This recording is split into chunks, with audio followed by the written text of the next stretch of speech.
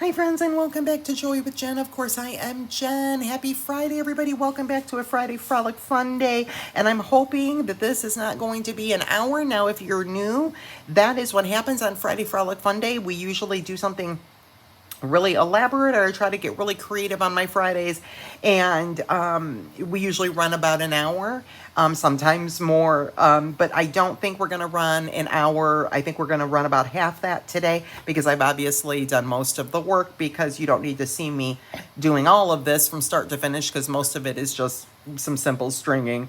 So hopefully this video will not run that long.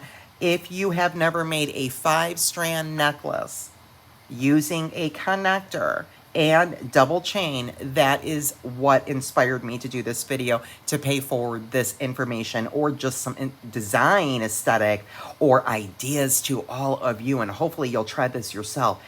New creative ways to use all of the tons of types of connectors that we have in our jewelry stash. We're also putting double chain on the back.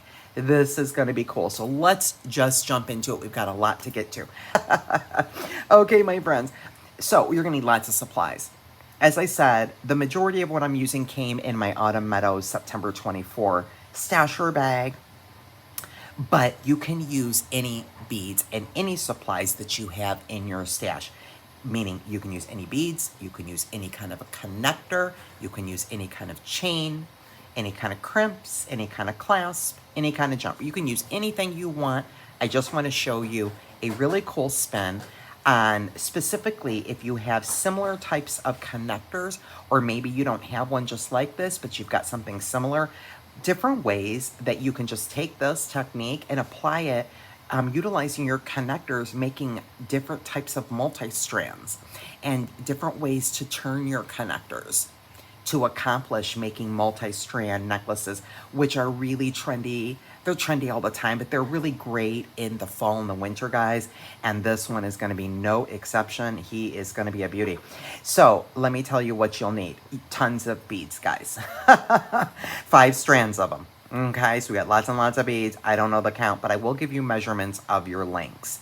You will need beading wire. I'm using silver 7-strand. You can use any beading wire you're comfortable with. If you want to use 7-strand, if you want to use 1949 strand, color wire, whatever you want, guys, totally up to you. You will need 2 connectors, and you will need some chain. So I'm using these Chinese knot connectors, and I'll pull you down on the mat in just a minute after I get through supplies and show you specifically why I chose this connector. But any kind of connector you have, you'll need 2. And then you'll need some chain, okay? And I'm using my 304 stainless steel 9mm curb chain that came in the bag. I also just offer this in my store, sold by the yard. This is fantastic, super durable for a nice heavy multi-strand. It's going to take the weight of it. It's going to last. Takes a long time for this to tarnish. So it's going to be just beautiful and last a long time. So that's why I chose that chain. You will need some bead stoppers or any kind of a clip, guys, when you're working with the multi-strand for sure. We're going to be using 6mm jump rings, and I'm going to be using 6. I'm using the lobster clasp included in the bag. I'm using 10 2mm crimp tubes, because today I have chosen to use the magical crimper. You can also, like I said, modify your supplies accordingly. If you want to use your regular crimping tool, that's fine too. But you will need 10 crimps. And I'm using 10 wire guardians. And obviously I'm using silver tones. So I've got silver crimps. Everything is, all my findings are in silver basically. So the reason you'll need 10 crimps and 10 wire guardians is because you are going to put a crimp and a wire guardian on to finish off each side of each strand, and we have 5 strands. Okay. The other thing that you're going to need, guys, is all your standard tools. So, you know, I always recommend dedicate a pair of cutters to just your craft wire or your chain, because they get all marred up. Okay, and that's why I have 2 pair cutters, and then I dedicate a pair of, I have flush cutters for my beading wire, so I'll be using those. And then any kind of pliers you guys have laying around, any kind of chain nose, bent nose. And then, like I said, I'm going to use the magical crimper. If you want to use your regular crimper, that's fine. Let me pull you down to the mat and tell you what I've got going on so far, and then we will finish it up together, and hopefully this won't run too long. So let me pull you down. I'm going to zoom you down. Okay. So here's what I have, guys. Okay. This is a really cool Chinese knot connector. Let me make sure. Hold on, guys. I don't want to go through all that beading for nothing. Let me get that. Okay. So a really, really cool Chinese knot connector, right? Now, we can use these in any direction, right? Most of the time we use them this way, but in this case, I turned it this way. And as you can see, the reason I did that is because I have 1, 2, 3, 4, 5 loops on the bottom here to where I can accomplish using this connector for a 5 strand. Also of note, that you notice how that this has some texture on the side of the connector, and then on the other side, this is what's typically the front. It's pretty shiny and smooth, right? And I opted for this to be the front of my necklace. I just wanted to give it a little bit of texture because I think it's really fun with not only the veins and the howlite beads I have in here, the Autumn Meadows crackle glass beads. I don't know. I just thought that it gave it a little something extra. I really like the texture. So that's why I chose. So what I did, guys, is you're going to finish off each strand. I'm going to show you over here. We're going to connect them all the same way on our connector with the wire guardian and crimp. Okay. And then we're going to take our chain and we are going to put a jump ring on the end of our 2 pieces of chain that we've cut on the second loop on the top on each side. So I have 1, 2, 3, 4, 5 loops on each side, right? The top and the bottom. So I am putting my 2 strands on the second loop. Okay? And that is, the reason we're doing that is because it's going to give it balance. Okay? It's going to balance out all of the weight that is distributed throughout the necklace. Okay?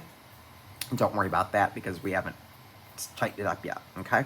And then I've got, just to give you your measurements, I'm going to pull you up here and we're going to get to working on the rest of this guy. Guys, I have all of my strands. Let me get organized. Just a minute here. What's happening? Okay, you need to go out. Okay, you're coming in. Okay. So, what I have here, guys, is as you can pretty much tell, let me get everything kind of pushed up here where it's just about basically gonna lay.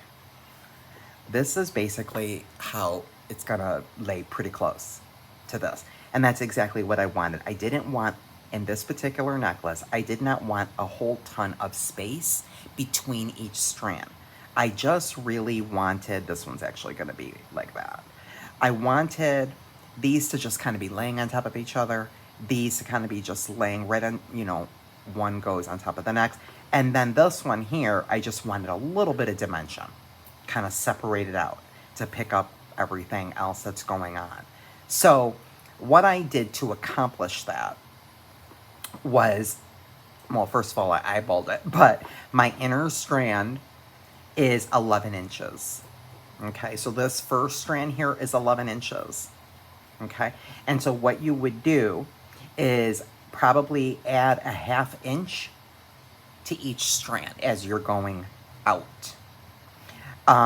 Or 1 inch. It just really depends. Like, I think this strand right here is 15 inches on the outside.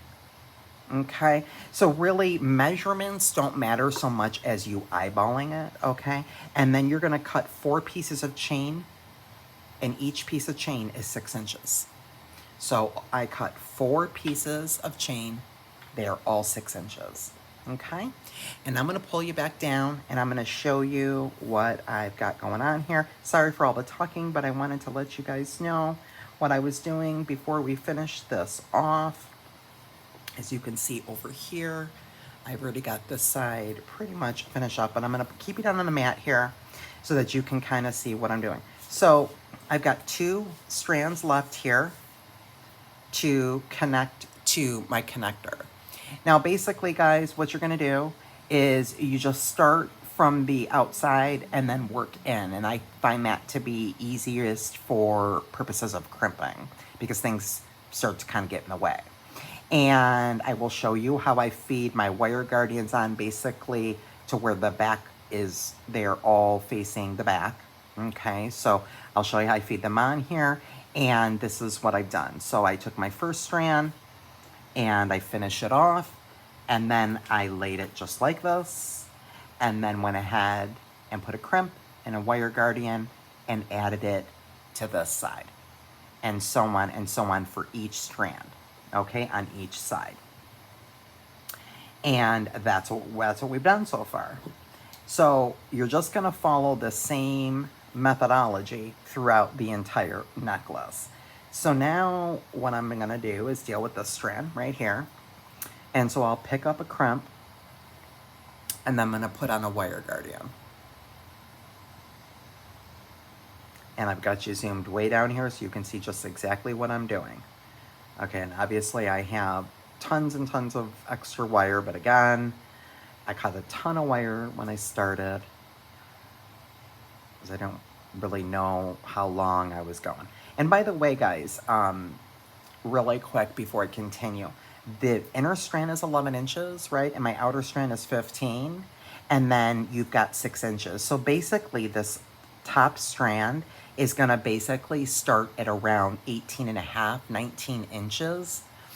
Let me pull that up just so you can see what I mean with the 6 inches of chain. But if you want it shorter or longer, you can adjust that. The reason I made it that length is because this is gonna lay so beautifully with like sweaters and like getting into the warm weather, a turtleneck, a blazer, and a beautiful blouse, anything like that. This is just gonna be so pretty and lay perfectly this bottom strand. So I have 6 inches of chain, and my inner strand here, this guy, the very inner strand is 11 inches.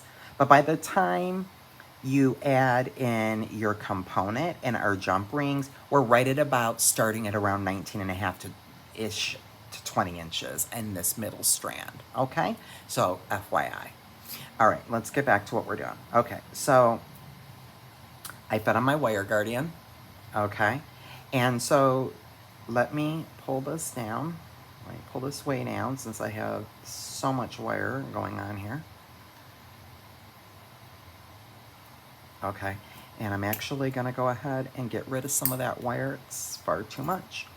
Okay, and now do you notice how I fed my wire on the wire guardian with the wire facing the back, right? So now what I'm gonna do is I am going to take that wire guardian and I am gonna feed him right on the next hole in line here and push the wire guardian down inside that connector. And then I am gonna put that tail through my crimp and my last bead here. And then I am, because we're tightening it up now, which is why I just wanted to show you this part, is we need to really make sure that everything is laying correctly and we don't have any gaps. Like you can see, I clearly have a gap right here, right? So right now, and you can also like do just exactly that. Put the strands out of your way you're not working with, okay? So I'm concentrated on this particular strand right here. I wanna make sure that it's laying like this in a half circle, just the way it will when I put it on the body, before I go ahead and tighten this up. So what I'm gonna do is just simply now pull my tail until everything comes together. And did you see that, how that one popped up? That bead is now meeting that crimp. This is now meeting that. And we'll push that back to the back so we can crimp it off so we know our wires are not crossed. And I am just gonna take a quick look at it and make sure everything looks just hunky-dory, and it does, and then we'll go ahead and we'll crimp. Now, you do need a little more space when you're using the magical crimper, if you're familiar, than with your regular crimps. I have a fantastic video in my Jewelry 101 playlist, by the way. If you are interested in learning about the magical crimper, I will link that video in the description box for you. And I've had quite a few of these, by the way, guys, as I've already crimped like around 9 times. Go dud on me. And these are the Bead Smith. These are the real magical crimp tubes. I'm not sure what's going on, but I'm just going round and round. And that's what the magical crimper does. It is a crimp that turns into a round bead, and helps you. Not only it really does adhere and give a nice strong finish, hence I'm using it on a multi-strand, and you don't have to use crimp covers, and it just makes your crimp look like a round bead. You just keep going round and round like I just did. So now I am laying this one down, and by the way, guys, this is where you'll make adjustments too. If you feel that you have too many beads on this last strand here, okay, I'm holding it pretty tight there, and at the top here, my connectors are pretty well lined up. Then you can always, you know, like if it's like that, you can always take beads off. So you do want to check that before you're crimping each strand, that they are laying just exactly the way that you intend for them to lay.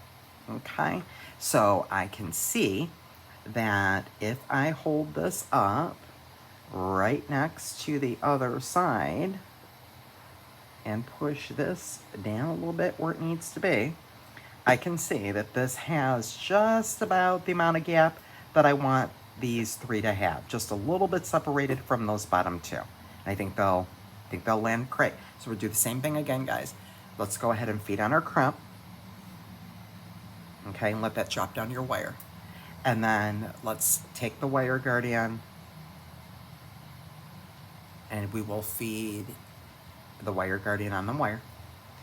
So we go up the barrel on one side, around the horseshoe, down the barrel on the other side of the wire guardian here.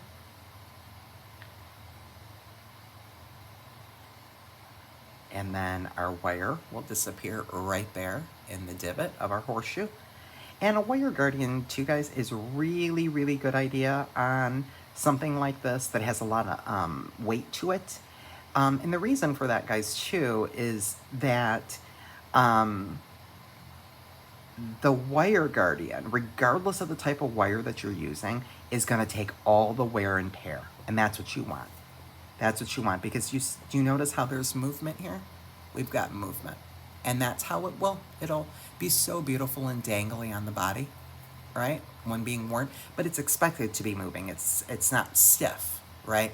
And so a really good idea when adding multi-strands to your connectors is to go ahead and use a wire guardian, so that'll take all of the brunt, it'll take all of the abrasion and the wear and tear, not your wires, so that your multi-strands will last a long time. So you can see that I've got that like that, right? And then basically my wire, my tail is to the back.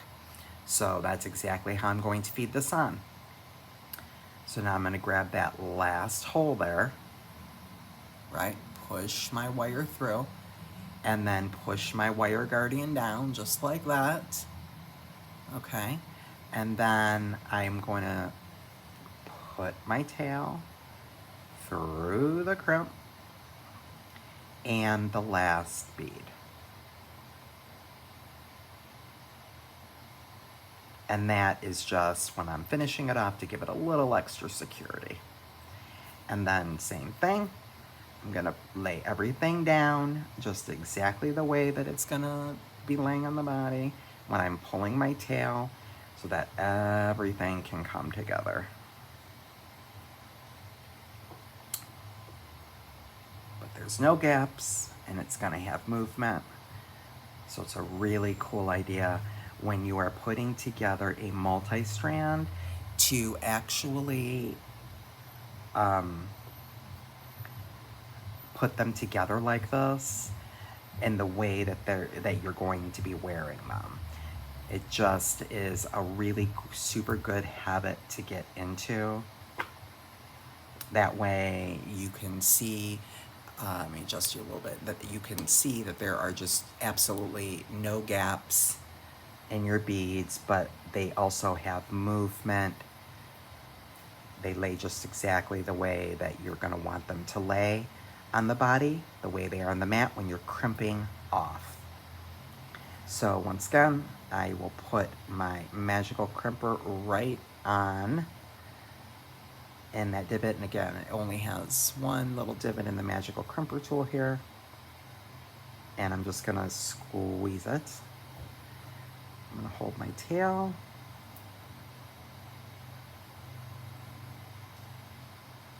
I'm gonna keep you down on the mat for the next step. Okay, and so what we're gonna do now, we're done crimping, is we're gonna grab a couple of jump rings, which I've already opened all my jump rings, by the way, and we're gonna grab our 2 pieces of chain. And so again, we're gonna be utilizing these 2 right here. So the second one here and the second one here. So we have 5 loops on the top and the bottom of this knot connector, okay? And so we're gonna be using the inner 2 rather than the outer 2. And I think it's gonna give it good balance, okay? And so what you'll do is just simply open up your jump rings and go ahead and feed it through that second loop, and then go ahead and feed on the last link of one piece of your chain and close it up. Make sure your jump rings are nice and secure. Or click, just like you just heard mine. Nice and closed. Okay, and then we'll do the same thing with the other piece of chain. So I am going to open my jump ring and I'm going to put it through that second loop right there. Grab my piece of chain, feed it on there, last link, and go ahead and close my jump rings. Make sure they are nice and sturdy and close and secure.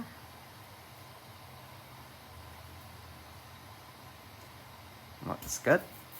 And that is what we have. Before I pull you up, I'll show you both sides so that you can see what we've got.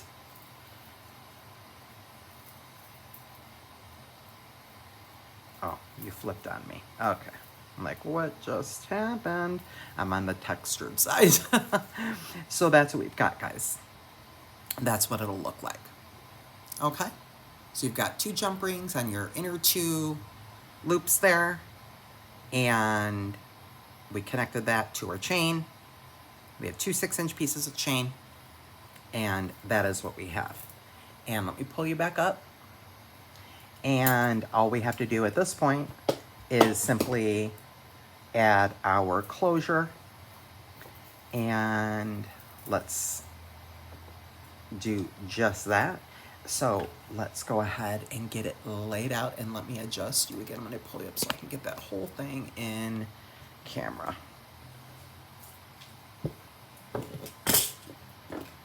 Okay, so I already put a jump ring on the end of my lobster here, and then I have the other jump ring already open and ready to go. And so what you're going to want to do is you're going to want to just make sure everything is laying nice and flat, and I'm going to grab both pieces of my chain just like that. So essentially both pieces of my chain are not, you know, crisscrossing, or, you know, if you certainly could twist them if you wanted to. You know, I've done that in previous necklace tutorials. We've done twisted chain. We did that on that gorgeous long chain beach vibe necklace that I did. That was cool. And we did twisted chain. Like, how cool is that? That looks cool too, since we have a whole knot situation down here. Like, how cool is that? You can do whatever you want. And in fact, guys, you could add 5 pieces of chain. You can add 3 pieces of chain. Do whatever you want. Okay? But in order to get my chain on my finding, my closure, I'm just going to kind of go like this so they're not crossing over. And then find my last 2 links here. Put them together. And put a jump ring through both. And close that up.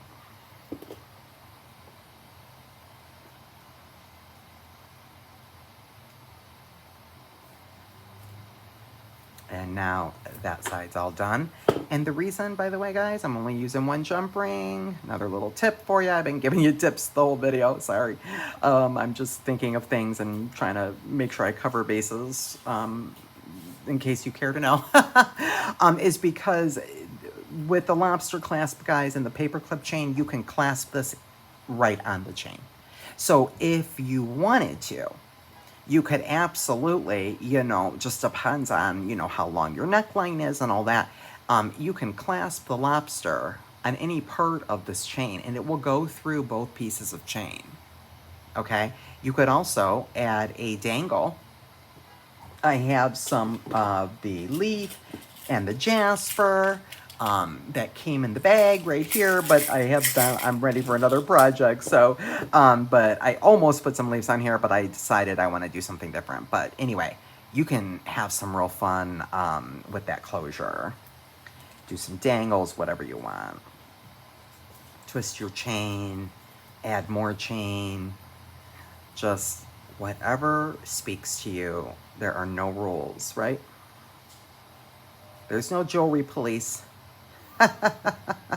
There's no rules. That's the beauty of it. Love, love, love that. And I think I just twisted my chain. I did. Okay, so it needs to go that way. Okay, and so there we go. And now let me open this jump ring back up.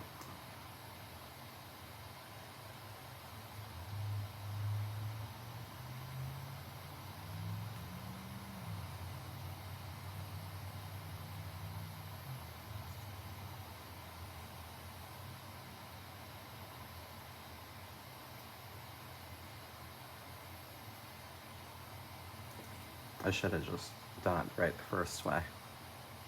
The first time. Done it the right way the first time. Which is open up my jump ring. Okay.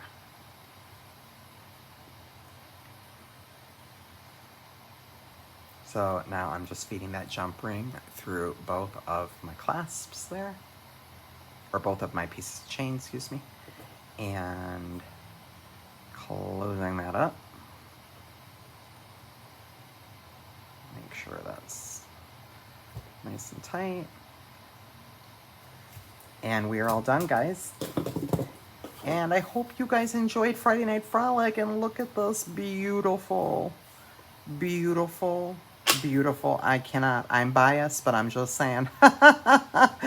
What a beauty. And how fun is that to just get creative utilizing your connectors in a different way. And there we have the double chain. Now,